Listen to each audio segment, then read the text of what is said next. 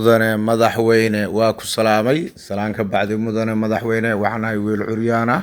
reer Puntland baan ku dhashay ku koray ku barbaaray wax ku dhalay mudane madaxweyne waan xanuunsanahay naafaanahay halbowlayaal bay go'an wada badan baan qaylinayay caafimaadkaygu waa dalka dibadiisa dalka waxba la iga qabo waayay mudane madaxweyne waxaan ka rabaa caafimaad dalka dibadiisa mudane madaxweyne haygii baa tahay aad baan ku jeclahay guuleyso baan ku leeyahay mudane madaxweyne waxa aan u baahnahay maantay waa caafimaad dalka dibadiisa lugahaygii waa ka fadhiya xoogayga waa ku shaqaysan jiray waagi hore waa naafoobay halbowlayaal bay go'an waxaan rabaa inaan lugahayga mar labaad dib ugu socdo